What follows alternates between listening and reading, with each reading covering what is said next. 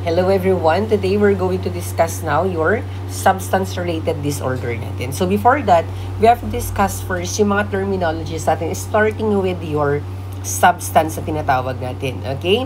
So pag sinabi nating substance, that include prescribed medications, okay, prescribed medications, your alcohol, your OTC medications or your over-the-counter medications, also your caffeine, your nicotine and your steroids, as well as the illegal drugs and other toxic substances, okay, that usually causes what? That usually shares potential of abuse. So yan po yung tinatawag natin na mga substance natin. Okay, nakalagay din dito, many substances are accepted by society when in moderation. Like for example, we have your alcohol and your caffeine, and others are effective in chronic pain management such as your opioids, okay, your opioid analgesics, but can be abused in some instances and illegal when sold on the street. Okay, so itong mga substance natin, they usually serve as what? They usually serve as a CNS or your central nervous system stimulants. Okay, as well as also central nervous system depressant. So yung ating mga yung ating mga substance, it can either depress or it can either stimulate your central nervous system natin. Sabi nga natin kanina that your pain, yung mga chronic pain management natin like your opioids, okay, nakakatulong sila to relieve your pain. And also, yung mga substance natin, they can also alter both your mood and your behaviors if it's being used illegally or it is being abused. Okay, yun po yung mga substance na tinatawag natin. Okay, so your substance use become a problem when kailan nagiging problema ang paggamit ng substance natin. Nagiging problema po sila pag nagkakaroon pa ng tinatawag natin na recurrent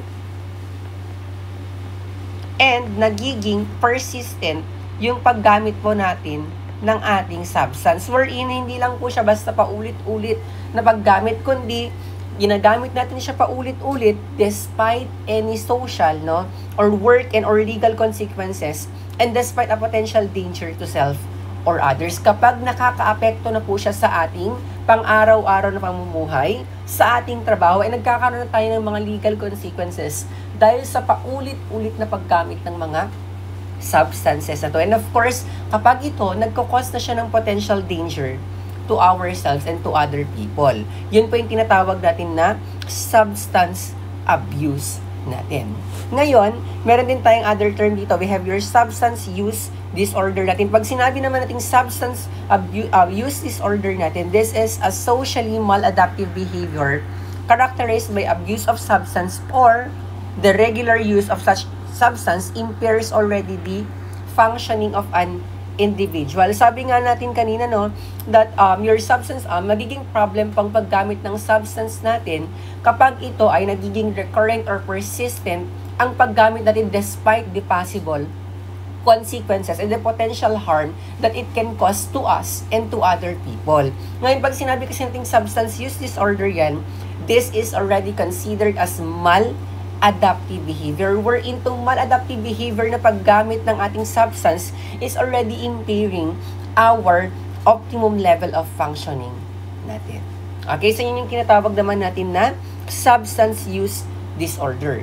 Next naman tayo here, we have your tinatawag na substance abuse. Okay, pag sinabi kasi nating substance abuse yan, that is using a drug in a way that is inconsistent with medical and social norms and despite negative consequences. Yan naman yung tinatawag natin na substance abuse. Sabi nga natin kanina na nagkakaroon na ng recurrent, nagkakaroon na ng persistent maladaptive pattern of your substance abuse with significant adverse consequences occurring repeatedly or persistently. Okay? And of course, tawag dito, pag sinabi kasi natin substance abuse yan, it's nagkakaroon ka na ng what? Nagkakaroon ka ng repeated, for example, nagkakaroon sa may trabaho mo. Okay? Dahil sa kagamit mo ng mga substances natin. Nagkakaroon ka na ng mga repeated work absences. Okay? Nagkakaroon ka na ng you engage yourself to fights or tawag dito, mga activities that could potentially harm you. Okay? Yan naman yung tinatawag natin na substance abuse natin. However, here, meron din tayong tinatawag natin na substance dependence. Ano naman ang ibig sabihin ng substance dependence? Why is it tawag dito more serious problem ang ating substance dependence. It's because pag sinabi kasi nating dependence yan, it refers to certain what? Physiological and psychological phenomena that is being induced by repeating taking of your substances. Ibig sabihin, masyado ka nang nagdedepende dun sa mga substances natin. It's because you are gaining something that is good for your physiological or for your psychological aspect. Okay? Pag sinabi kasi nating substance dependence yan, you already have as unsuccessful attempts to give up that specific substance na palagi nating ginagamit. And then the more time to get this one, okay, to get this substance natin, nagkakaroon tayo ng more time to take also your substances natin. Kasi in the first place, nagkakaroon tayo ng repeated use of drugs despite substance-related cognitive, okay? Kahit nakaka-apekto ito sa ating cognitive, nakaka-apekto ito sa ating behavioral and of course with your physiological aspects natin. Okay? And of course, in here, meron din tayong tinatawag dito na your tolerance and of course, your withdrawal symptoms natin. Okay? Pag sinabi kasi natin tolerance yan, anong ibig sabihin ng tolerance natin? Ibig sabihin lang po ng tolerance, that is just the, okay, you take a higher dose of substance to bring about the same effect. Diyan naman po ang ibig sabihin ng tolerance natin, or in the other word, kailangan mong mag-increase, okay, ng amount of that substance over time, okay, to achieve the same effect as obtained previously with that smaller doses or amount of yung substance na tinitake natin. Okay, this is a state wherein, okay, tawag dito, after repeated administration, a drug produce a decreased effect or increasing doses are required to produce the same effect. So, kailangan mo mag-increase ng amount or dosage just to get that the same effect of that substance. Yun ang ibig sabihin ng tolerance natin. Okay? Next naman tayo here with your withdrawal symptoms. Okay? Example muna tayo sa tolerance para hindi siya makalimutan. Pag sinabi kasi nating tolerance, for example, the more, okay, repeatedly that you're drinking your alcohol, the more din na mas nagkakaroon ka ng tolerance against alcohol. Kumbaga, the more na umiinom ka ng alcohol, all the same pa rin yung magiging effect niya. Okay? Para magkaroon ka ng same effect, okay, of that alcohol, kailangan mong paulit-ulit na uminom ng alcohol. Yun yung tinatawag natin na tolerance natin. Okay, next naman tayo here with your withdrawal symptoms. Ano naman ang ibig sabihin ng withdrawal symptoms natin? Ibig sabihin nito, okay, this is considered as what? This is considered as substance-specific manifestations that occur upon reduction or cessation of your substance natin. Remember, nurses, ha, that in your substance abuse disorder, use disorder natin, magkakaiba po kasi yung ano ng ating mga substance, no? It's either, magkakaiba po sila ng mga manifestation, depende po sa nagiging effect nito sa ating katawan. Okay? So, pag sinabi kasi natin withdrawal symptoms, okay, or state natin, ibig sabihin nito, na kapag kinat mo, okay, kapag in-stop mo, or nagkaroon ka ng cessation of using that substance, nagkakaroon ka ng mga withdrawal symptoms or substance-specific manifestations na tinatawag natin. When a drug or when a substance is being reduced in amount or withdrawn, nagkakaroon ka ng symptoms. Okay? Wherein this substance, okay, yung mga symptoms natin, nagde-develop yan kapag diniscontinue natin yung ating substance or yung mga drugs na ginagamit natin. Like for example, para inom ka ng alak and then one day, bigla mong in-stop ang pag-inom ng alak. Magkakaroon ka kaya ng tinatawag na withdrawal symptoms? Definitely, yes. Yun ang tinatawag natin na withdrawal symptoms natin.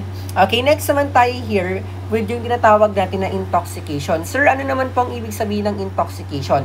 Ang ibig sabihin, kinalobat yung pen ni sir. Sorry. Okay, ang ibig sabihin naman po ng intoxication natin, okay, it occurs when substance is within the body or it has an effects on your central nervous system. Yan ang ibig sabihin ng ating intoxication. Wherein pag sinabi nating intoxication yan, that results in what? That results in some reversible muna ha, reversible substance-specific symptoms or syndrome. Okay, yan ang ibig sabihin ng ating intoxication. How about with your with your detoxification? Pag sinabi naman natin detoxification, okay, that is the process of safely withdrawing from a substance. Ibig sabihin safely withdrawing. Therefore, hindi po natin siya diniscontinue abruptly. Ano din ang ginawa natin? Nag-taper tayo, for example, ng dosages doon sa mga substance na ginagamit natin bago natin pigilan or bago natin i-stop tuluyan ang paggamit ng substance. Yan ang ibig sabihin ng detoxification also with your intoxication. Tandaan niyo yung intoxication class ha, as long na nagkakaroon na siya ng effect on your central nervous system, this is considered as what? It is considered as a very important, no? Pagdating sa pag-assess natin sa ating behavioral and pag nagkakaroon ba ng behavioral or psychological changes yung client natin. For example, nagkakaroon ka ng alcohol intoxication, nakikita natin na i-impaired yung ating psychological and of course yung ating behavioral aspect. Nagbabago po yung ating behavior, nagbabago din po yung ating pag-iisip pag tayo ay nagkakaroon ng alcohol intoxication. Okay, wait lang ha, mag-charge lang si Sir saglit ng pencil.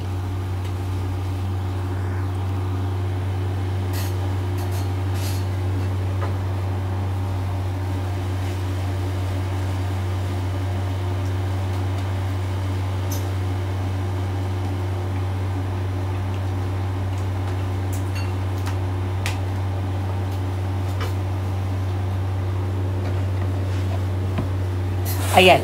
Let's proceed with your class classification po kung gaano nakaka-apekto yung ating mga substance when it comes to our central nervous system naman po. Okay, so sabi nga natin kanina, it's either it can cause it can cause stimulation or depression within your central nervous system. So mag-start muna tayo with your mga CNS stimulants natin. So we have here first your tinatawag natin na stimulants. Ano nga bang stimulants? Okay, pag sinabi kasi natin stimulants yan, eto naman po yung mga what? Eto naman yung mga substance natin, okay, that could stimulate or excite the central and have limited clinical use and a high potential for abuse. Ano ba usually yung reason kung bakit yung mga ibang tao is gumagamit ng mga stimulants? Usually, ang pinaka-purpose po nito is to cause what? It is to cause euphoria. Okay, yun ang tandaan natin na ha. Kaya gumagamit ng ibang tao ng ating mga stimulants, it is to cause your euphoria. Ano bang ibig sabihin ng euphoria natin? That is a high state of, tawag dito, feelings. Okay, yan ang ibig sabihin ng ating euphoria natin. Okay, hindi ko na siya maisusulat kasi nga nalobat yung pencil ni sir. Okay, or ita-type na lang natin. Okay. Ayan, basta ang purpose po kung bakit gumagamit ng ibang tao ng stimulant, that is to cause your euphoria. So we have here yung mga physiologic effects of your stimulants. Of course, yung client natin, pwede siyang magkaroon ng hypertension. Pwede sila magkaroon ng tachycardia, your takip niya, your dilated pupils kasi nga stimulant siya, di ba? And of course, pwede sila magkaroon ng perspiration or chilling, nausea, chest pain, confusion, and either also your cardiac dysrhythmia. So dito tayo sa ating example, no? Example ng ating mga tinatawag natin na stimulants. Number 1 here, we have your amphetamines natin. Ano naman po ang amphetamines natin? Ang ating amphetamines, saan po natin ginagamit yan? Okay, sabi nga natin dito, your amphetamines, that is a very popular na drug na ginagamit in the past. And of course, pag sinabi kasi natin amphetamine yan, okay, it is used to what? Kailan natin ginagamit? Okay, usually yung ating amphetamines, ginagamit yan sa mga taong gustong mag-lose ng weight. Okay, yan po ang gamit ng ating amphetamine. Yung mga sobrang, tawag dito, desperate mag-lose ng weight, okay, quickly, gumagamit sila ng amphetamine. So, aside from that one, ginagamit din po natin ang amphetamines natin to stay awake. Yan po yung gamit ng ating amphetamines. Okay, para ikaw ay pumayat at para ikaw ay hindi makatulog. Ano yung mga example ng amphetamines natin? Number 1, we have here your methamphetamine hydrochloride. So, itong methamphetamine hydrochloride natin, ito yung tinatawag natin na shabu. Yan po yung tinatawag natin na shabu. Wherein this shabu, okay, it is highly addictive and it can cause psychotic behavior to our client. Okay, nagkakos siya ng psychotic behavior to our client. Ngayon, yung ating bakit kaya siya nagkakos? Okay, bakit kaya siya nagkakos ng psychotic behavior and nagiging highly addictive siya? It's because yung content po ng ating methamphetamine hydrochloride, it contains what? It is primarily used talaga yan for liquid agricultural fertilizer. Okay, yan po talaga yung gamit ng ating methamphetamine hydrochloride. Kaya nga siya, pag ito ay paulit-ulit na ginamit ng isang tao, pwede itong mag-cause ng brain damage. Okay? Aside from that one, tandaan niyo pag sinabi kasi nating shabu yan, okay? Shabu, okay, sabi nga natin, it can cause euphoria. Of course, it can cause losing your weight, okay, weight loss, and para hindi ka makatulog. Kaya yung mga shabu natin, para hindi nyo na siya makalimutan, hindi makatulog, hindi makaligo. Okay? Para hindi siya makalimutan, ang gamit ng shabu natin is para hindi ka makatulog. And of course, yung mga taong ito, hindi na rin sila nakakaligo ng maayos. And of course, lastly, nakakakos ito ng weight loss. Okay? So, paano po natin makikita ng ating amphetamine is that nagkakaroon ka ng sign of abuse. Number 1, of course, sabi nga natin na yung cause or effect ng ating shabu, it causes weight loss. Therefore, para magkaroon ng weight loss yung tao, hindi ka magugutom. Nagkakaroon ka ng decreased appetite.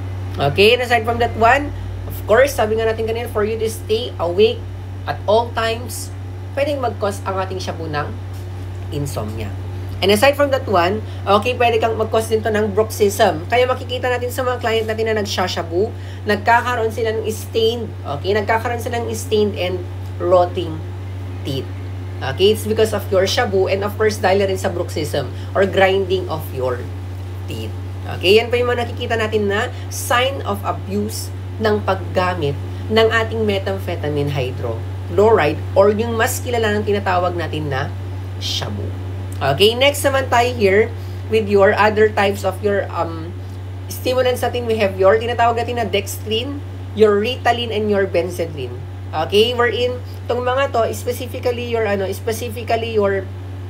dextrin, okay, I mean your Ritalin, di ba ginagamit natin yan for patients who have your ADHD.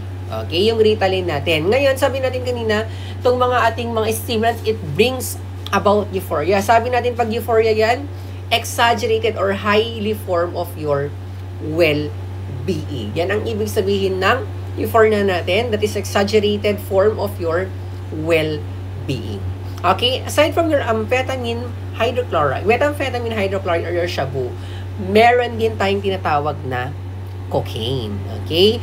Para saan naman si cocaine natin? Yung cocaine, nakalagay dito, it is an illegal drug with virtually no clinical use in medicine. Yan naman po ang ating cocaine na tinatawag natin. Tandaan niyo ha, ang common street name ng ating cocaine, yan po yung tinatawag nila na crack. Okay? Yung crack na tinatawag natin, that is the street name of your cocaine. Okay? And of course, your cocaine, syempre, is considered as highly addictive and it is a very popular recreational drug.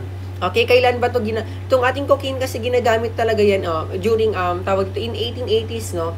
It is being used as a local anesthesia. But then of course, since syempre mga tao very nag-explore yung mga yan until such nagkakaroon na sila ng persistent and recurrent use or na-abuse nila yung paggamit ng cocaine. Kaya very common yan, okay, na as considered as recreational drugs. Okay, it is also not used for any therapeutic use kasi nga walang clinical use talaga to in the field of medicine as of today.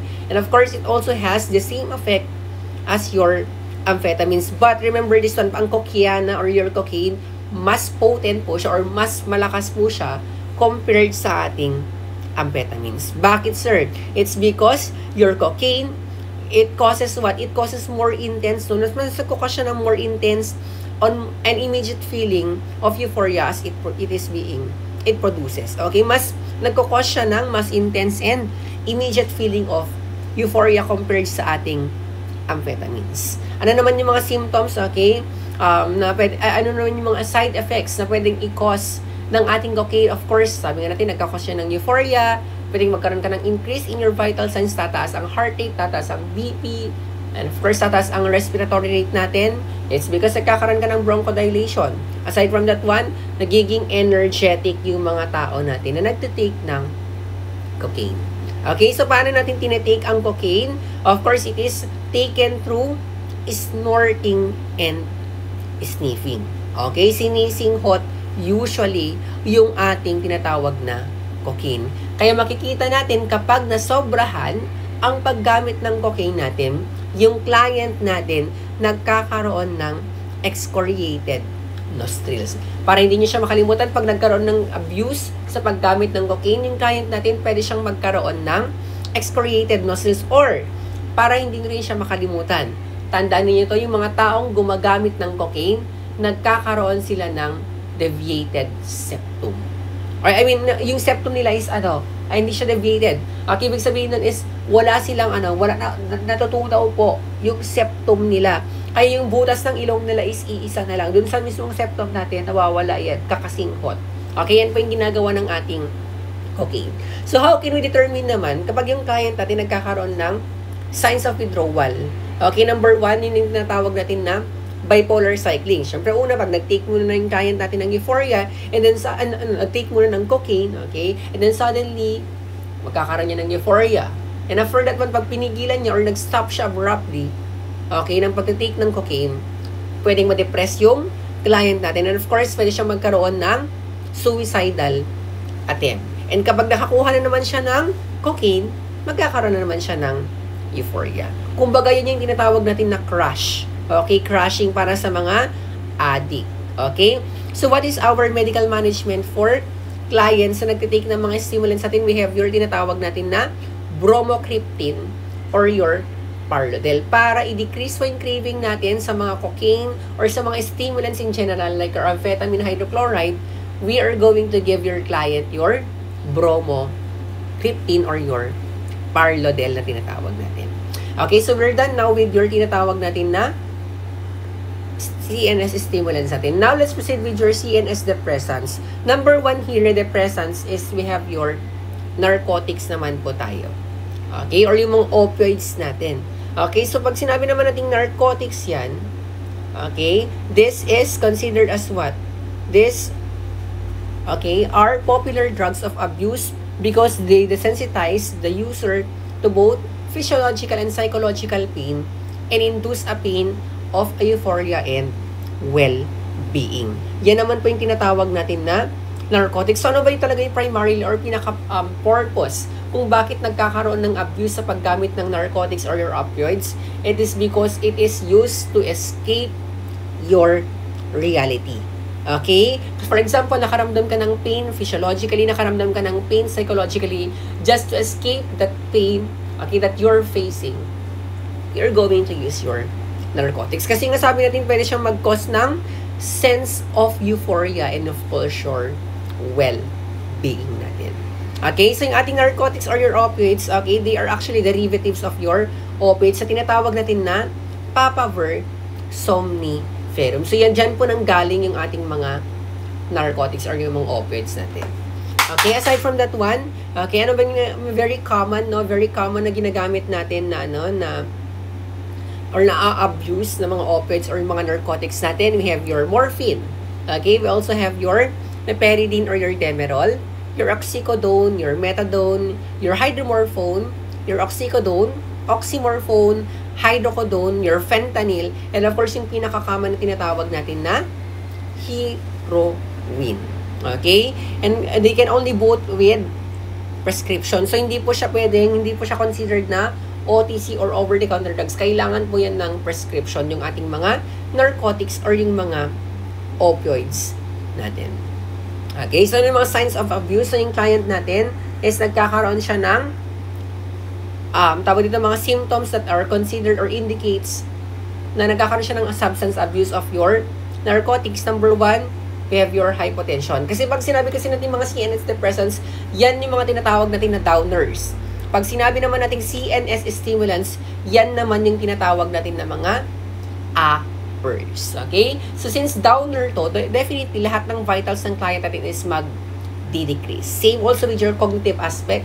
Pwedeng magkaroon niya ng impairment dun sa kanilang judgment. Kaya makikita natin sa sign of abuse, meron siyang hypotension, meron siyang bradycardia, meron siyang bradypnea, and of course, impaired ang kanyang judgment. And also, I think very common, nagkakaroon sila ng pupil constriction. Okay, nagkakaroon sila ng pupil constriction. Okay, bakit sila nagkakaroon ng pupil constriction? It's because makikita natin sa ating mga pupil ng client or sa mata ng client natin, kumbaga parang pinpoint na or constricted na yung kanilang pupil. Okay, kumbaga yung parang mata ng pusa kapag umaga.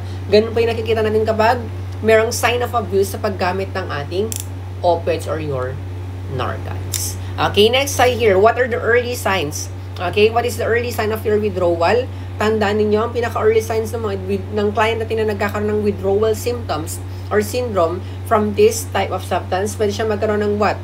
Lacrimation, okay, diaphoresis, your rhinorrhea, and your yawning. And then late signs na lang po ng withdrawal is that pwede siya magkaroon ng GI distress like your vomiting and your diarrhea. Okay, so yan naman po yung ating mga narcotics. At remember this one, nurses, ha? Pag ang isang substance is what? Is stimulant, okay, of course, yung kanyang intoxication or effect sa ating katawan, pag nagkaroon ka ng intoxication, uppers talaga yan. Puro taas lahat yan. Pero, pag nagkaroon niya ng withdrawal from that substance, kung upper man your stimulant, baba naman lahat yan. Okay, yun ang tandaan ninyo. Kapag depressant naman, ang isang substance, of course, ang kanyang pag nagkaroon ng intoxication, baba lahat. Kaya nga siya considered na downer, depressants. And kapag nagkaroon naman ng withdrawal, kabaliktaran lang yan. Nagkakaroon ng pagtaas lahat. Kaya nga, yung tawag natin na, tawag dito, yung mga depressant and stimulants natin, they are considered as what? Inversely proportion pagdating sa kanyang intoxication and withdrawal symptoms natin. Yun lang yung kailangan ninyong tandaan. Kaya makikita natin, no, pag withdrawal, for example, Narcans yan, ang kanyang effect sa katawan, baba lahat kasi nga downer siya. Pero pag nagkaroon ng withdrawal symptoms, taas naman lahat yan.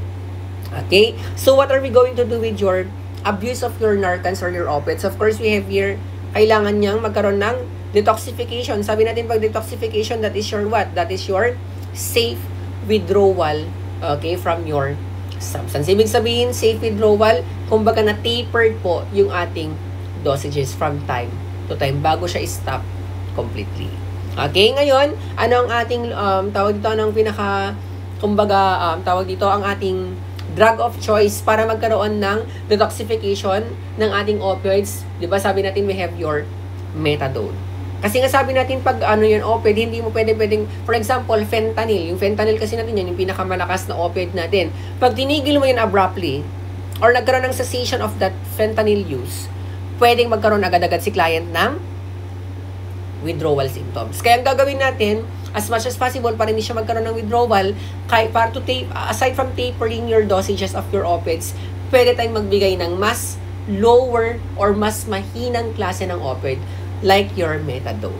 So, yung methadone na din ang ginagamit natin or the drug of choice for your detoxification of your client who are abusely using your narcotics or your opioids natin. Kumbaga, supportive and symptomatic treatment lang po. Okay? Yung ating management magating sa ating tinatawag na opioids or narcotics abuse. Okay. Next tayo here with your, kung meron tayong kung meron yung mga klase ng natin, mga very common have your morphine. Okay, na ginagamit natin for your opioid analgesics or your narcotics. Okay, tandaan natin that your morphine, okay, that is a very potent respiratory depressant. Kasi nga sabi natin kanina, pag na-depress ang ating CNS, na-depress ang ating mga respiratory function or mga nag-regulate ng ating respiratory functions like your medulla oblongata and your bones, pwedeng magkaroon yan ng respiratory depression. And kapag paano natin ma-determine na yung client natin, nagkaroon na siya ng overdose from your morphine, kapag yung kanyang respiratory rate is already less than 12 cycle per minute. So ngayon, ano naman pang magiging natin dito? Ano naman pang magiging antidote natin for your morphine? So your antidote here for your morphine, meron tayong tinatawag na Narcan, okay, or your naloxone. Okay, yan po yung tinatawag natin na Narcan or your naloxone. Wherein this kind of medication, they are considered as what? They are considered as opioid antagonists. And this is already your treatment of choice pag si client natin nagkaroon ng opioid overdose or your morphine overdose. Okay? Next naman here, we have your heroin. Okay, yung heroin natin, yung mga brown sugar na tinatawag nila, no? Okay? Very mas common to. Okay? Ito yung pinaka-common na na-abuse na klase ng narcotics natin. And of course, paano natin ma-determine, okay, mga kumbaga pinaka-symptom or sign para ma-determine natin yung client natin nagkaroon siya ng intoxication or nagkaroon siya ng abuse sa paggamit ng heroin, meron tayong tinatawag na telltale sign naman. Ano naman ang ibig sabihin ng telltale sign? Yan po, kumbaga yung tinatawag natin kanina na pinpoint pupil. Okay? Yung parang mata ng pusa kapag umaga. Di ba? Nagkaroon ng constriction. Wherein, aside from that one, pag nagkaroon ng pinpoint pupil yan, pwede siyang that is already, it can also be non-reactive sa light. Okay? So, yun yung tinatawag natin na telltale sign that is very common sa mga gumagamit ng ating heroin. And of course, same also with your morphine, it can also cause severe central nervous system natin. And the thing here is that ang ating heroin, pag yung client natin gumagamit ng heroin, okay? Lalo pag buntis yung client natin, delikado po yan. Bakit? Kasi it can pass through your placenta. Kaya makikita natin sa mga client natin that are tawag dito, gumagamit talaga ng heroin nung sila ay buntis, is that pagkapanganak nila ng kanilang mga neonates, yung neonates nila, iba yung kanilang iyak. Okay, yung tinatawag natin na shrill cry of your neonates natin. Iba yung klase ng pag-iyak ng mga client natin na buntis na nanganak, okay, na gumagamit ng heroin. And of course, itong mga natin, mas mataas ang kanilang risk for bloodborne infections. Bakit? Kasi nga, your heroin, okay, it is taken via intravenous push or mainline. Okay, so yung client natin na na talagang addict sa heroin, makikita natin madami silang mga needle marks. That is why mas mataas yung kanilang risk for bloodborne infection. Like for example, Hep B virus, mga HIV, mga ganyan. Okay, and of course, your heroin, it can cause euphoria with sleepiness.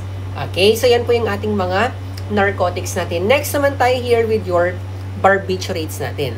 Okay, so pag sinabi naman natin barbiturates, okay, para saan naman si barbiturates natin?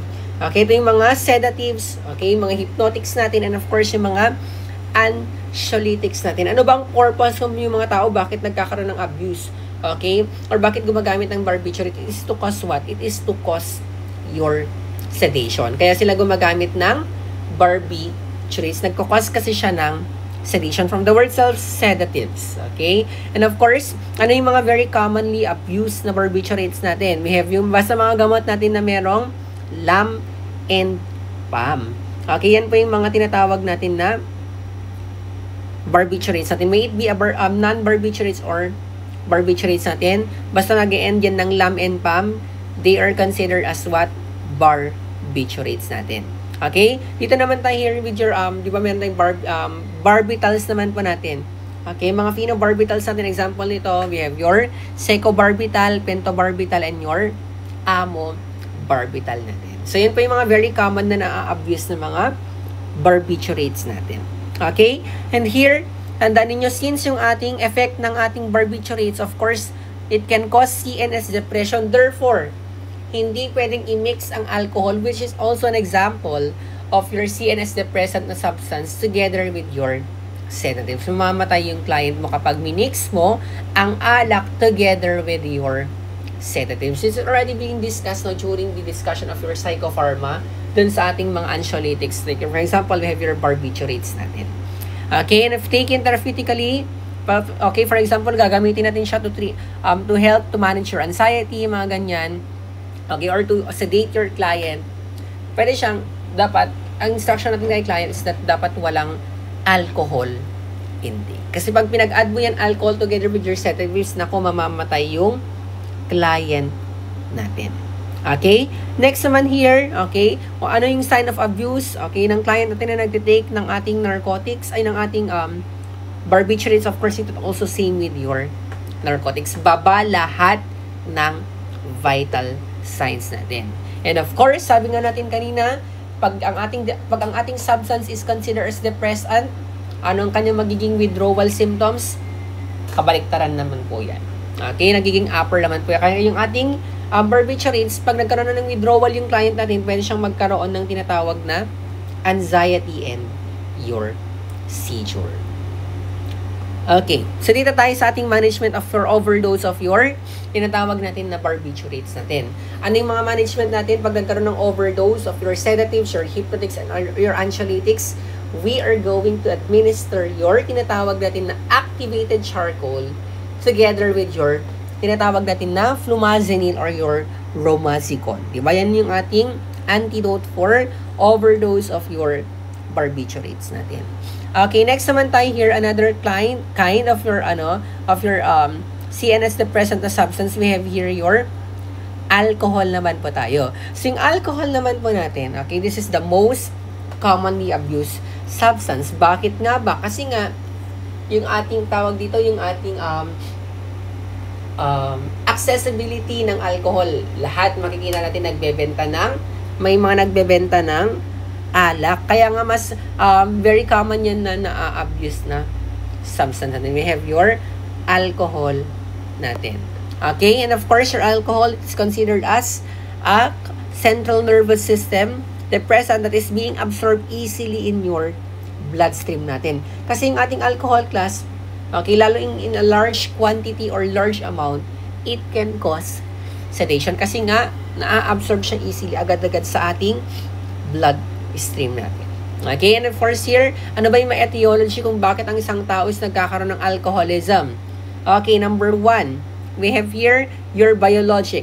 Okay, it's either kung ang ating family line, okay, mga alcoholics din sila, mga palainom ng alak, pwede mo yang mamana. Kasi pwede ka magkaroon ng genetic predisposition with your alcoholism na tinatawag natin. Okay? Next naman here, okay, of course, psychodynamics. Ano yung mga part of your psychodynamic aspects natin? We have your lack of adaptive coping natin. For example, ano ba yung pinaka-common na defense mechanism ng client natin na merong tinatawag natin na alcoholism? Diba? Denial yan. In denial sila na yung kanilang pagkitake ng alcohol is already causing problem with their health. Okay? And of course, nagkakaroon sila ng projection. Okay? Blame nila. Okay? Nagkakaroon sila ng projection of their alcoholism. Okay? To other people, biniblame nila yung ibang tao dahil sa kanilang biniblame nila yung ibang tao kaya sila nagkakaroon ng alcoholism. And aside from that one, we have your rationalization. Nira-rationalize sila lahat. Okay, nagkakaroon sila lahat ng reason. Okay, kung sila ay naging alcoholic. Kung bakit sila ay naging alcoholic. So, yan po yung mga very common na ginagamit nila ng defense mechanism ng mga client natin that have alcoholism. Okay, and of course, aside from your lack of, lack of coping mechanism, adaptive coping, we also have here your fixated in your oral stage. Nagkaroon sila ng fixation. Bakit? It's because nagkaroon sila ng inconsistency. For example, hindi na gratify yung kanilang oral stage nung bata sila. Okay? And of course, meron silang poor role modeling, lack of nurturing, and of course, lack of adaptive coping. And aside from that one, very strong ang kanilang id. And of course, very weak ang kanilang ego. Kaya nga ginagamit nila ang alcoholism as their way to cope with their problems.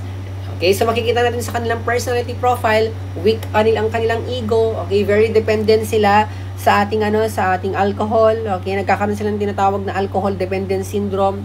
Okay, wherein yung alcoholism, okay, or yung alcohol nila, okay, yung alcohol na yung kanilang nagiging paraan para makaiwas sa lahat ng mga problema na kinakaharap nila. Okay, nagkakaroon sila ng excessive and compulsive drinking. Okay, dun sa kanilang everyday life. And of course, okay, makikita natin they are very manipulative as well. And pagdating naman sa ating behavioral as part of your psychodynamic aspect, okay, it can also be a learned behavior. Like for example, hindi ka naman talaga umiinom ng alak, pero dahil natutunan mo as you grow older, ayun, naging alcoholics ka na rin, or nagkaroon ka rin ng alcoholism na tinatawag natin. And aside from that one, we also have here your social. Okay, for example, we have your peer pressure natin. Okay, for example, nung high school ka, hindi ka naman umiinom, pero nung nag-college ka biglaan, okay, dahil mga kakasi mo, best in future, ayan, palagi sila sa rotonda, ganyan, natutunan mo na rin uminom ng alak. Okay, so we have here your blood alcohol concentrations levels, your BAC together with your BAL, yung natin naman yan. Yung sa may breath, naman natin yung BAL natin. Okay, so dito tayo sa ating BAC or your blood alcohol concentration. So makikita natin dito yung mga manifestations ng intoxication natin. Okay, we have here your pag 0 to 0.5% pa lang ng alcohol. Okay? Ang nakikita dun sa ating blood. Okay, yun ang we can consider that one as your mild impairment. Okay, nagkakaroon ng mild impairment wherein, okay, yung client natin nagkakaroon siya ng mild speech, memory, attention, and coordination, and of course, medyo nagkakaroon na rin siya ng balance impairments. Aside from that one, they perceive this one as beneficial effects such as relaxation. Kasi ngayong alcohol natin, depressant yan, so pwede niyang i-relax ang katawan natin kapag konti pa lang yung kanyang level. And of course, pwede siyang magkaroon ng sleepiness, pwede siyang antukin, diba? Kasi nga CNS depressant yung ating alcohol. Ngayon, pag tumaas pa yung level ng ating alcohol in our blood, okay, pag ang level niya is 0.06 to 0.15, nagkakaroon na po ng increase in your impairment. Okay, makikita natin ang kanyang napaperceive nila beneficial ang effect ng alcohol dahil nagkakos siya ng relaxation. Okay, it also give way to increasing intoxication. So, the more na uminom tayo ng maraming alak, okay, the more na dumadaming content ang alcohol in our blood. Okay, pwede siya that's already leading to your intoxication.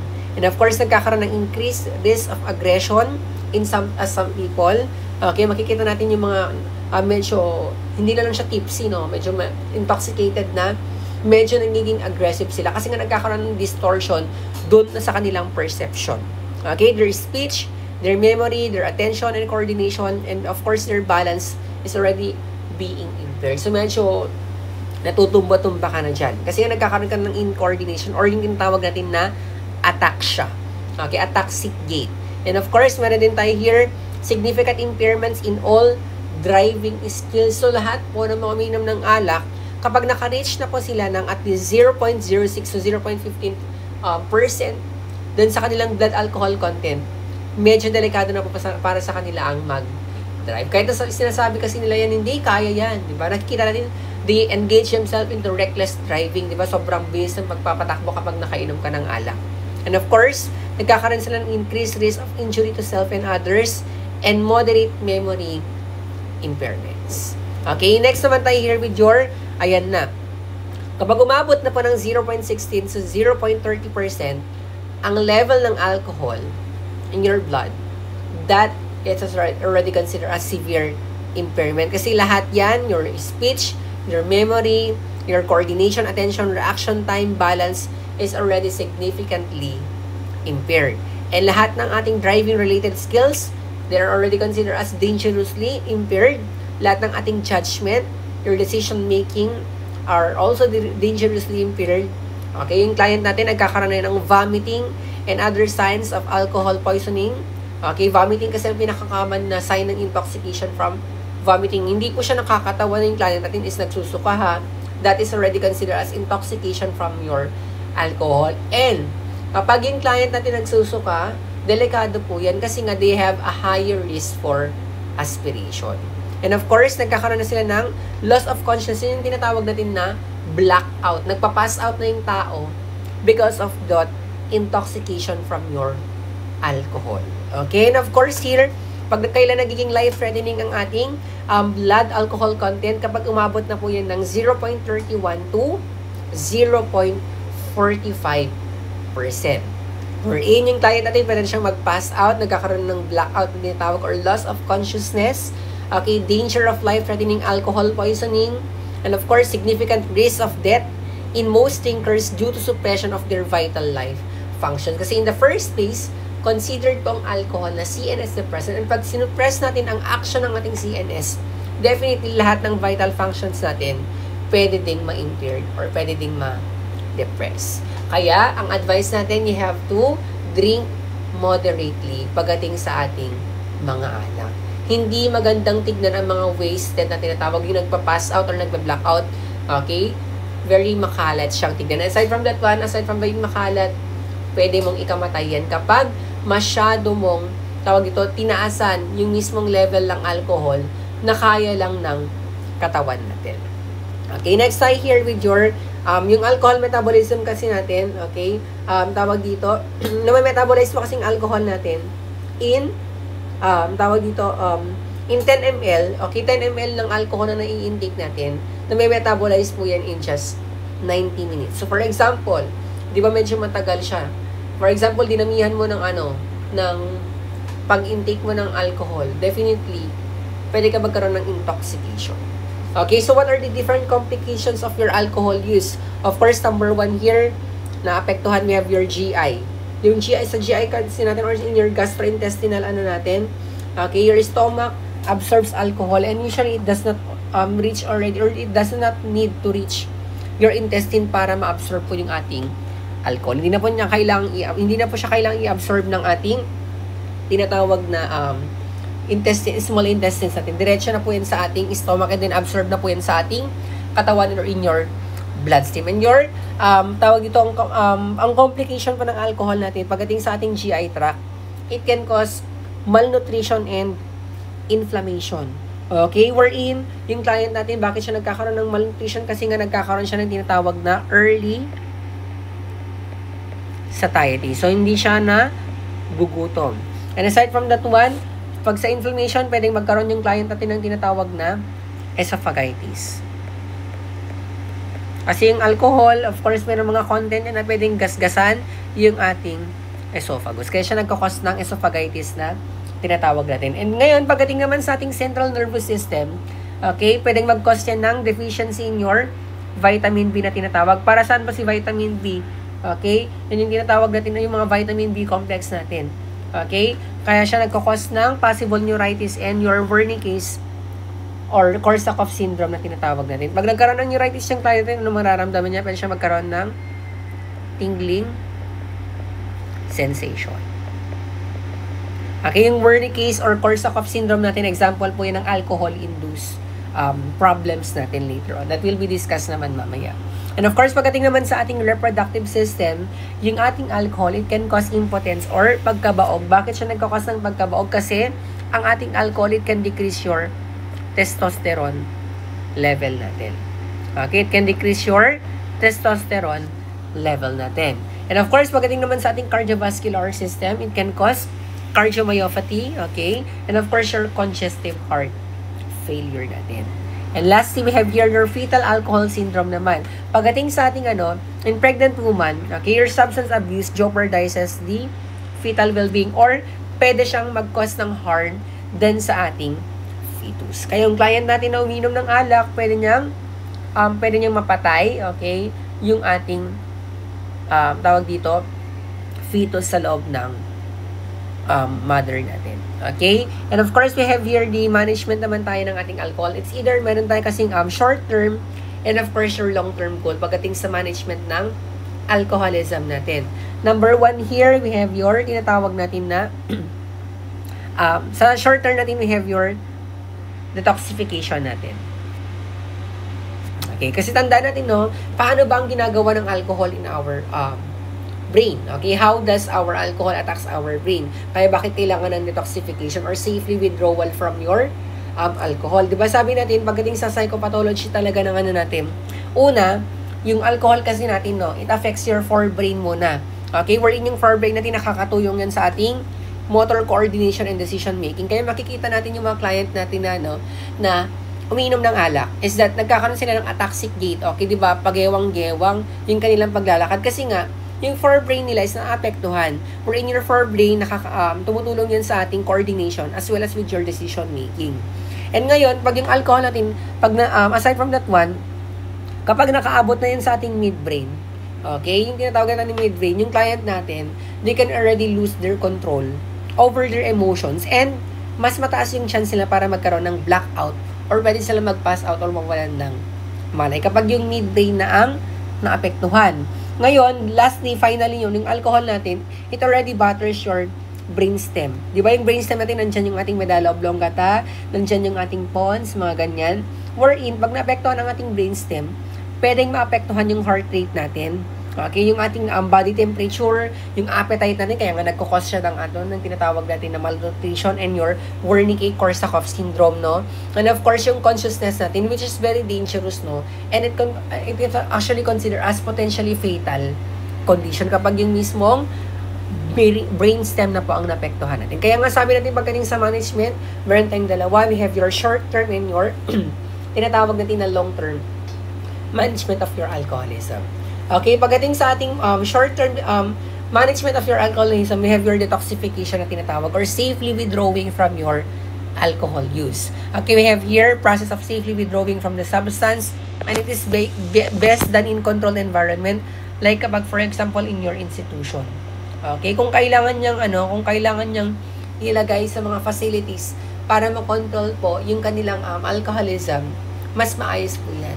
Okay, and of course we have here search things and confiscate anything that has alcohol. Okay, kasi nga yung client natin na talagang merong alcoholism, okay, kahit anong mga bagay yan that contains alcohol, iinumin nila yan. Okay, and of course our drug of choice for your short-term management of your alcoholism, we have your benzodiazepines natin. Anong example ng benzodiazepine natin? Okay, we have your tinatawag natin na, we have your, sulat natin, chlordiazepoxide natin.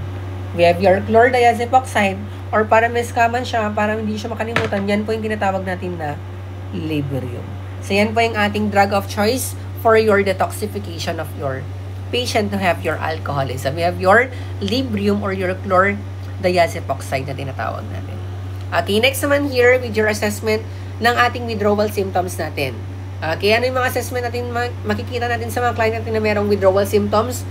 Very common yan, we have your tremors. Okay, tremors pa ang pinaka-earliest withdrawal symptom ng client natin na merong alcoholism. So, yung ating withdrawal symptoms natin or syndrome natin, they are clustered into different stages yan. Stage 1 to stage 4 yan. So, sa stage 1 natin, we have here your tremors, magkakaroon niya ng headache, nausea and vomiting, anxiety, and your sweating. Kaya mapapansin ninyo, no, bakit parang nagiging stimulant yung kanyang effect? Kasi nga pag withdrawal sa mga depressant na substances, kabaliktaran naman po yan, di ba?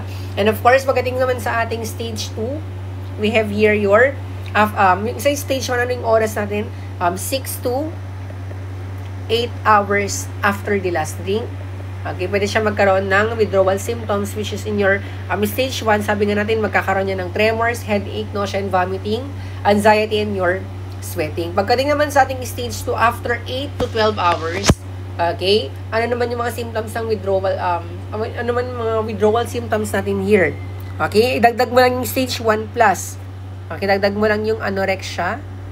Okay, wala silang ganang kumain, and of course, your insomnia.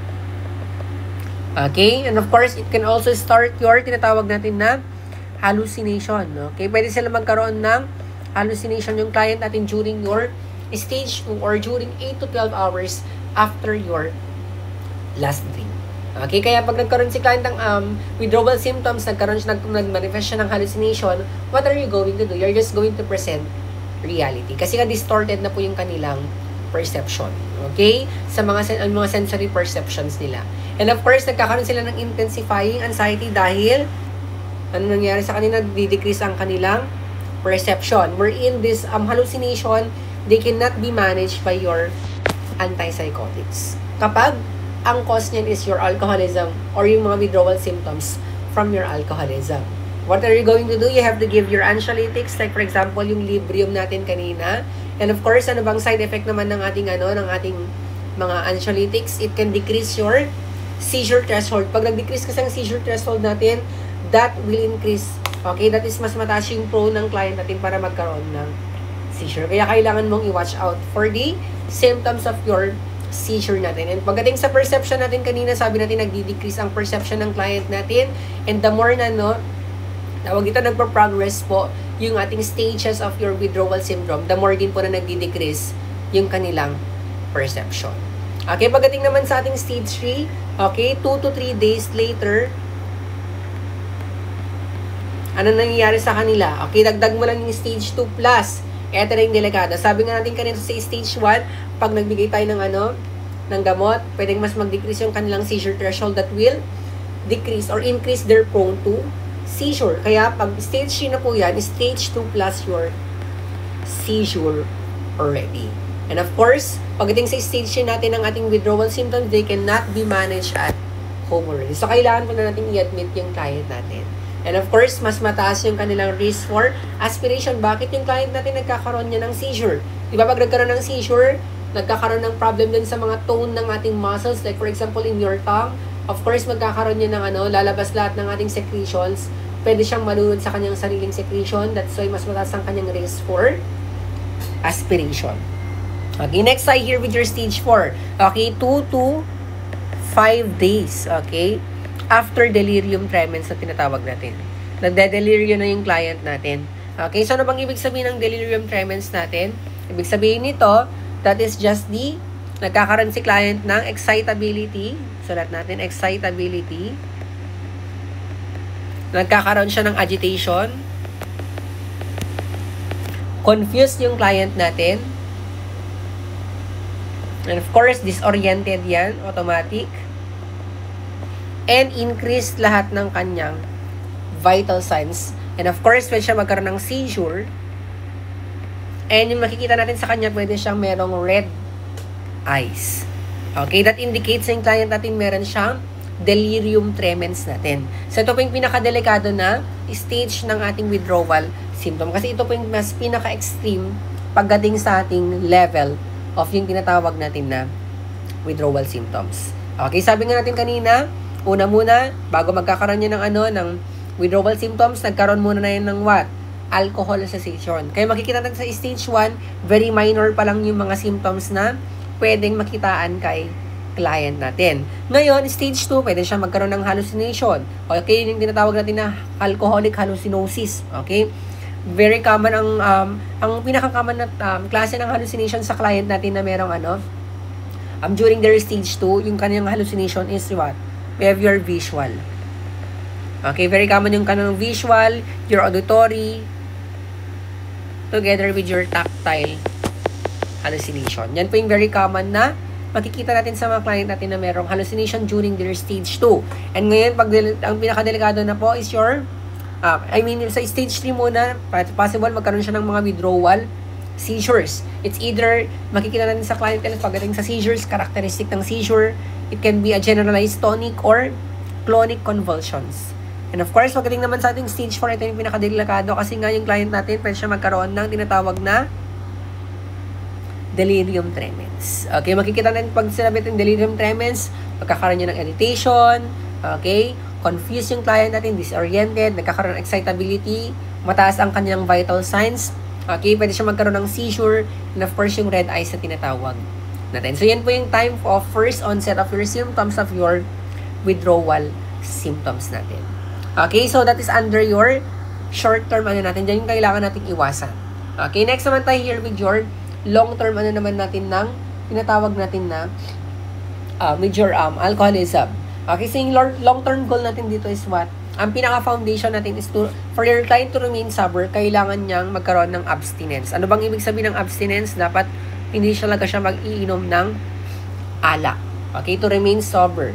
Okay, of course, aside from that one, ang goal natin dito is to give up your alcohol natin. Kailangan niyang i-give up yung pag-take niya ng alak. Through what? We have here two. We have your aversion therapy. And of course, we also have here your tinatawag natin na disulfiram or your antabuse therapy natin. So, sa aversion therapy natin, this is part of your cognitive behavioral therapy. I mean, this is part of your therapy, no? Na discuss natin sa skills lab natin. Okay, it is through pairing and behavior with unpleasant stimulus. Pag nagkaroon na naman siya ng urge, okay, para uminom ng alak, anong gagawin natin? We have to pair that behavior with negative or painful stimulus sa client natin. Yun yung tinatawag natin na aversion therapy sa pagdating sa ating long-term management for your alcoholism. Next naman here, we have your tinatawag natin na disulfiram. Okay, or your antabuse therapy natin. It is primarily used to maintain sobriety para hindi na siya uminom ng alak. Okay, and of course, sabi nga natin, pag yung client natin, okay, uminom yan, okay, ng alak, habang nagtitake yan ng disulfiram, what will happen? Okay, magkakaroon yan ng mga unpleasant or violently unpleasant reaction kapag siya ay nakapag-ingest even a small amount of alcohol while taking your disulfiram na tinatawag natin. So, ano yung mga reaction na pwedeng mangyari kay client natin pag uminom siya ng alcohol together with your disulfiram. Pwede siya magkaroon ng headache, okay, throbbing headache, mga ganyan. Ano pa? Pwede siyang magkaroon ng nausea and vomiting, okay, hypotension, difficulty of breathing, retching. Ano bang ibig sabihin ng retching? Yung kahit ano, for example, yung kahit wala namang lumalabas na suka, yung pinipilit mo pa rin magsuka. Okay, pwede siya magkaroon ng flushing, palpitations, and of course, possible mental disorientation. Okay, which is associated with your pagkitake ng alak plus your disulfiram. Kasi yung ano natin kasi class, yung disulfiram natin, example siya ng tinatawag natin na, sulat natin, aldehyde dehydrogenase inhibitor natin. Rin ang ginagawa ng aldehyde dehydrogenase inhibitor natin is that it interferes with your yung metabolism ng alcohol natin, and mas nagproduce pa siya ng more marked increase in your blood acetaldehyde levels. Ngayon, pag nagkaroon ng accumulation ng ating acetaldehyde, which is more than 10 times which occurs in the normal metabolism of our alcohol, that's the time na pwede siyang mag-produce ng mga tinatawag natin kanina na unpleasant reaction. Wherein yung mga unpleasant reaction, yung mga natin kanina, yung mga headache, mga ganyan, they are considered as your what? Disulfiram ethanol reaction. Yan po yung tinatawag natin na disulfiram ethanol reaction natin. Okay, kaya sa client natin, na nag-take ng disulfiram, bawal talaga silang makapag, any content of alcohol, mga substances natin. And of course, these medications are safe withdrawal and to prevent relapse. Para hindi magkaroon ng relapsing client natin, para matanggal na po yung urge nila para uminom, very effective po yung disulfiram or antabuse therapy natin. And of course, pagdating sa ating assessment, okay, kailangan muna nating what? Kailangan muna nating mag-wait for 8 hours. Kasi nga, kailangan pagdating sa assessment natin, bago tayo magbigay ng ating antabuse or your disulfiram, at least we have to note for the time of the last intake of alcohol natin. Yan yung tandaan natin, ha? You have to take note for the last time of the last intake of your alcohol. Kaya important as part of your nursing responsibility pagdating sa ating antabuse. Of course, kailangan natin ng informed consent before starting the treatment natin. And of course, sabi natin kanina, we have to wait for 8 or to 12 hours, okay? Pagdating sa ating because that's the time that we need to eliminate muna yung alcohol natin in our body. Diba? Kailangan muna ng 8 to 12 hours yan para matanggal lahat, okay? Have elapsed since the last ingestion of your alcohol before giving this medication, para also to prevent mixing with alcohol, para hindi siya magkaroon ng disulfiram ethanol reaction. And of course, aside from that one, we have to instruct our client to increase their oral fluid intake para i-flush pa natin yung alcohol in our body. Okay? Aside from that one, ano yung mga contraindication ng ating antabuse or your disulfiram natin? We have here yung mga mouthwash kasi merong alcohol content yan, mga cough syrup or mga cough suppressants, mga perfume, or etc. Lahat yan bawal sa client natin na merong or nag-take ng ating disulfiram. Mga aftershave lotion, mga ganyan, bawal po yan sa kanila. Okay? Para hindi sila magkaroon ng tinatawag na disulfiram ethanol reaction. Okay. Next naman tayo here, of course, aside from your antabuse therapy, aside from your aversion therapy, of course, we also have here your positive or live a positive lifestyle. Okay, of course, kailangan natin ituro sa client natin since meron silang very poor, okay, coping mechanism. Kailangan natin silang turuan ng other coping strategies aside from from alcoholism. Okay, kailangan natin instruct, kailangan natin i-assess yung kanilang things, okay, you do everyday in life, para makita natin kung ano yung mga possible na pwede natin ibigay, okay, ituro na coping strategies aside sa pag-iinom ng alak. And of course, we have here your group therapy. Meron tayong tinatawag na, okay, alcoholic anonymous group.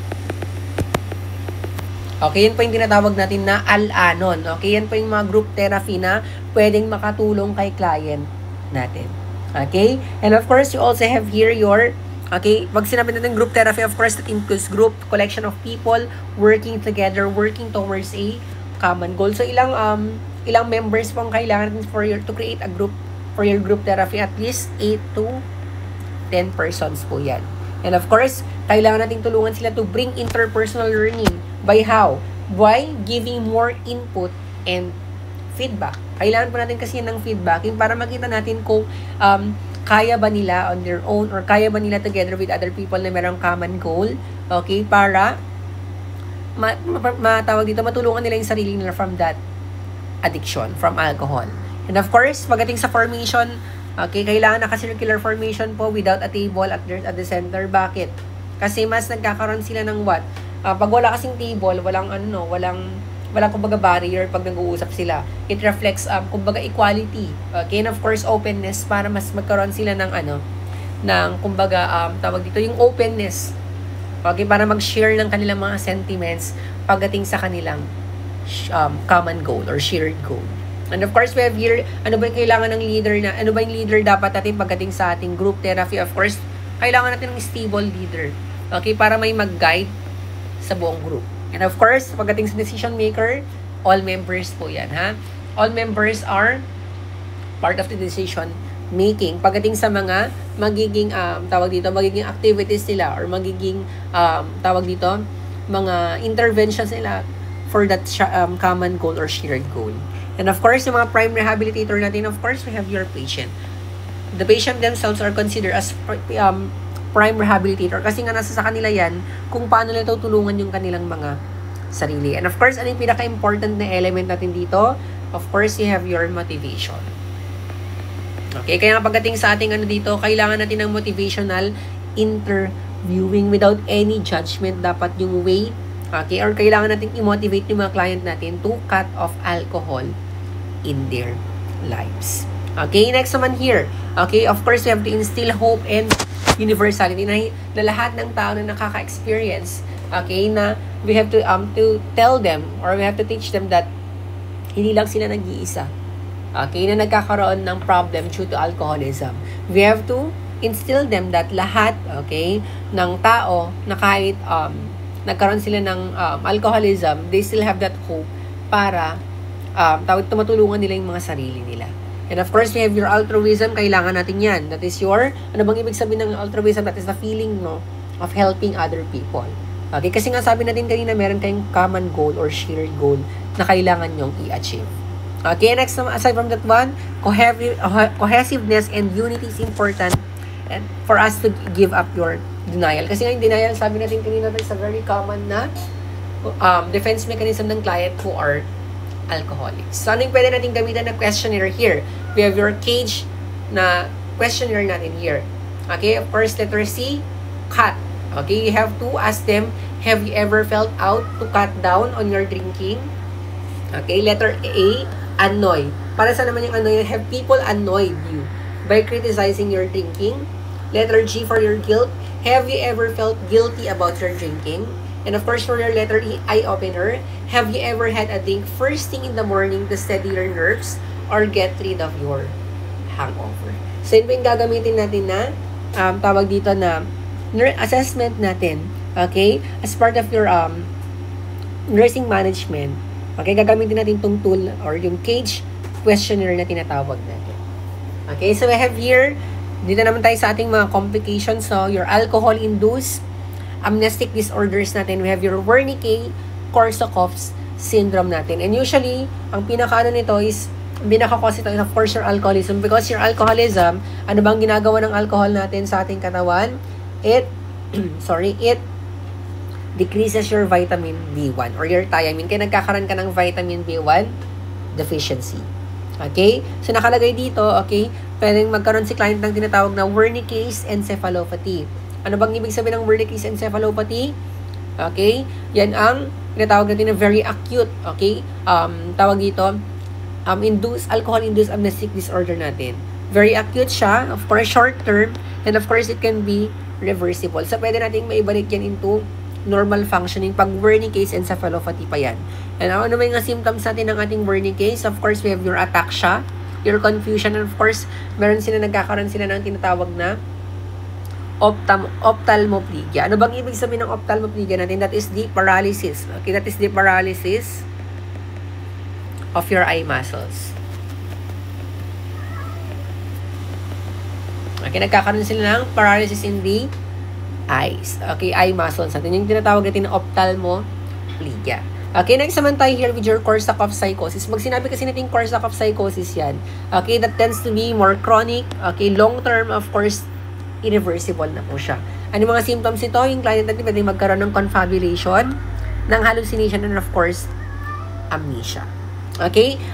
Meron din tayong tinatawag here na alcohol-induced amnesia. It is a long-term complication of alcohol abuse characterized by global decrease in your cognitive functioning. Ibig sabihin, nagdi-decrease po yung intellectual functioning and of course, together also with your memory ng client na nagkaroon ng alcohol-induced dementia. Okay? And of course, it tends to improve with abstinence. Okay? But most patients may have permanent disabilities. Since sabi natin kanina, no, your alcoholism, it can cause thiamine or vitamin B1 deficiency. So, of course, ang management natin dito is to give thiamine-rich diet. Ano yung mga example ng mga thiamine-rich foods natin? Of course, lean pork chop, okay, your fish, specifically your salmon, okay, your flax seeds, your navy beans, okay, your firm tofu, your brown rice, okay, your cornstarch, your asparagus, and your muesli. So, yun pa yung mga example ng ating mga thiamine-rich foods or diet natin that can be given, okay, for client to manage their vitamin B1 deficiency that is being caused by your alcoholism. Okay? So now, let's proceed with other substances po tayo. We also have here dito tayo sa ating hallucinogens naman po. Okay, sa hallucinogens natin, your hallucinogens are considered as what? Mind-altering drugs or yung tinatawag natin ng mga psychomimetics natin. Wait lang, class, merong pusa. Okay, psychomimetics po yan. Okay, wherein this hallucinogens is, it can distort the user's perception of reality and produces similar to psychosis, including hallucination, very common ang kanyang visual hallucination, and of course, depersonalization. Kasi ang pinaka-purpose talaga ng hallucination natin is to what? Is to create or to have hallucination. Kaya siya ang tinawag na hallucinogens natin. Kasi nag-cause siya ng hallucination. Okay? Ngayon, ano ba yung mga, since yung hallucinations natin is more on visual, no? Nagkakaroon sila ng pakiramdam ng client na nag-take ng hallucination, nagkakaroon siya ng colorful surroundings, or yung tinatawag natin yung psychedelic. Kasi nga, yung client natin na merong nag-take ng hallucinogen, pwede siya magkaroon ng synesthesia. Ano bang ibig sabihin ng synesthesia? Dapat yan, hindi yan synesthesia. Synesthesia dapat yan.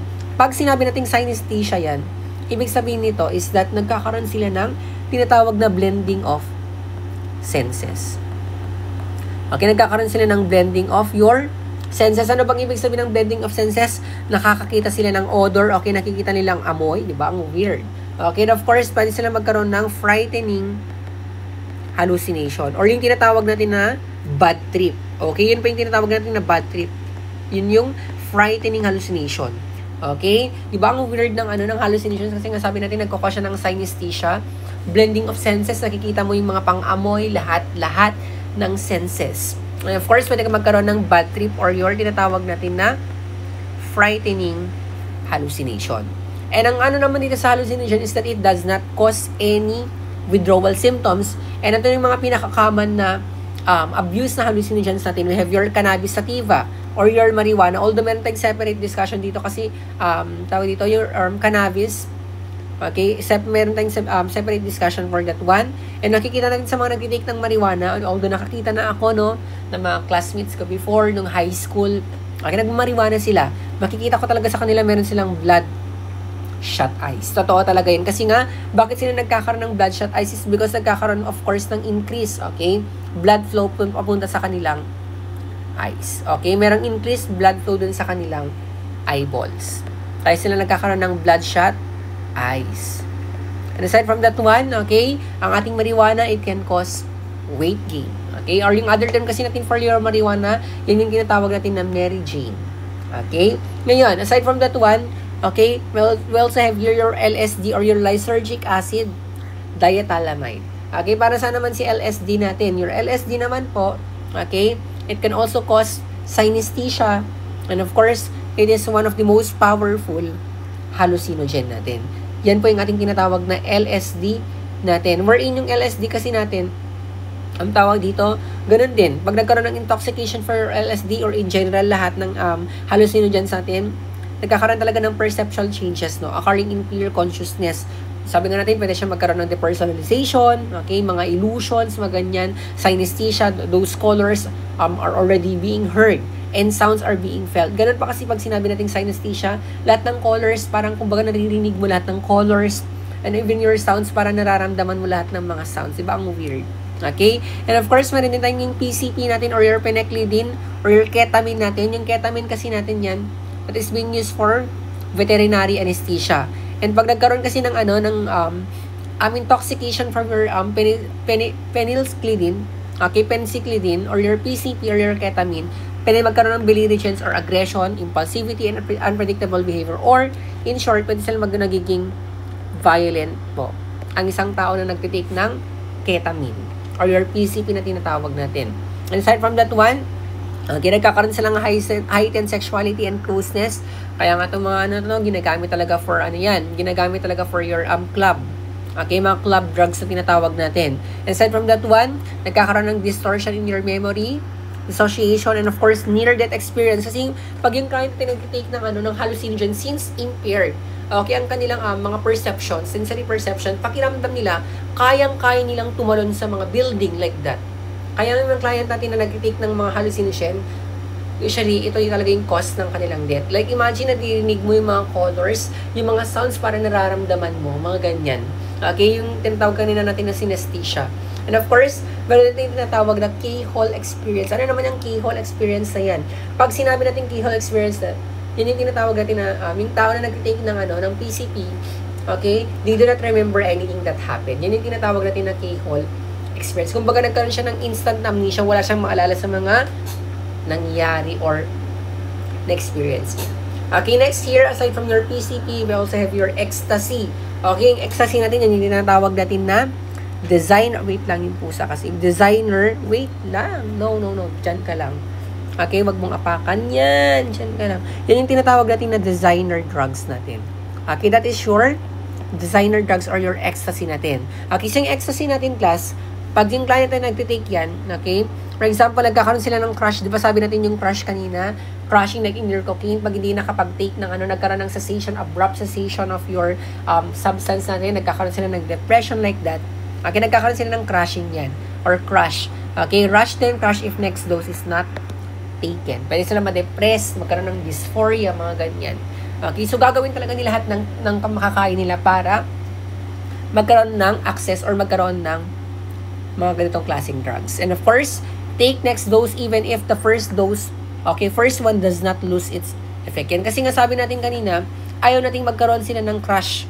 Okay, or crashing. Kaya kahit hindi pa nawawala yung effect nung first dose na tinake nila, dapat kailangan mo ng agad-agad mag-take para hindi sila magkaroon ng crush or crashing. That's why yung client natin, pag hindi nila natin kasi yung next dose, ano mangyayari sa kanila, okay, if they fail, okay, they will feel very painful. Okay, magkakaroon sila ng mga painful sensation. And of course, when sila magkaroon ng depression, yun yung tinatawag kanina natin na crashing. Pag hindi nila take yung next dose. And of course, yung ating ecstasy, pwedeng mag-cause yan ng fatigability, painful depression which may cause them to commit suicide pag hindi nila na-take agad-agad yung next dose. And of course, it is being administered by how? Snorting also and sniffing. Kaya makikita natin sa client natin, kung sa cocaine kanina nagkakaroon ng excoriation of their nostrils, kapag ecstasy naman po, nagkakaroon sila ng red nose with lesion. Okay, di ba? Ito naman po yung mga, kumbaga, hallmark, okay, na sign na yung client natin is nagkakaroon ng abuse of using your ecstasy because since snorting and sniffing ang kanyang way of administration, pwede siya magkaroon ng red nose with lesion. Aside from that one, pwede siya magkaroon ng heightened sexuality and increases feeling of closeness and empathy. Kasi nga sabi natin kanina, ginagamit po yan also for club drug.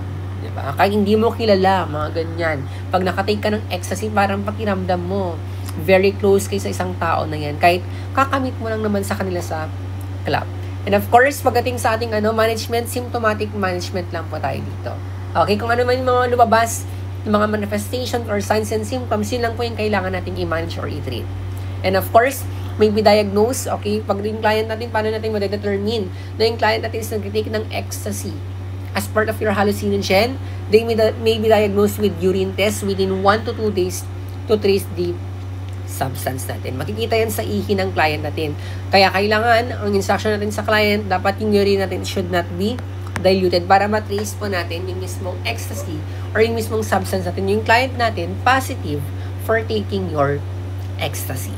Okay, so we're done already with your hallucinogens natin. Next naman tayo with your inhalants. Okay, yung inhalants natin, these are diverse groups of a group of drugs that include anesthetics, nitrates, and organic solvents that are inhaled for their effects. Yan naman po yung mga tinatawag natin na inhalants. Ano yung mga example ng inhalants natin? Very common na inhalants na abuse. You have your gasoline, o diba?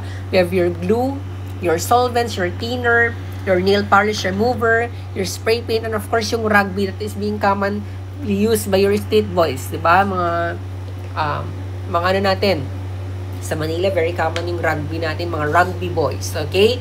Wherein tong inhalants natin, ano naman yung mga effect nito sa katawan natin? Pwede siyang mag-cause ng headache, okay? Decreased level of consciousness, dizziness, lack of coordination, mirthfulness, mouth ulcers, slurred speech, unsteady gait or your ataxic gait, okay? Your tremors, muscle weakness, blurred vision, GI upset, and of course, nausea and vomiting na rin. Aside from that one, your inhalants, specifically yung mga rugby natin, they usually cause what? They usually cause aggression, no? Okay, sa mga client natin na nagkakaroon ng abuse sa paggamit ng mga inhalants natin. And of course, yung rugby natin, bakit kaya may mga gumagamit ng rugby? Okay, it is to decrease their hunger. Yan talaga yung isa sa mga purpose nila kung bakit sila gumagamit ng hunger, since makikita natin, kahit saan natin nakikita yung mga gumagamit ng rugby, di ba, mga nasa laylayan, di ba? Para hindi nila maramdaman yung gutom nila, mag-rugby ang mga yan.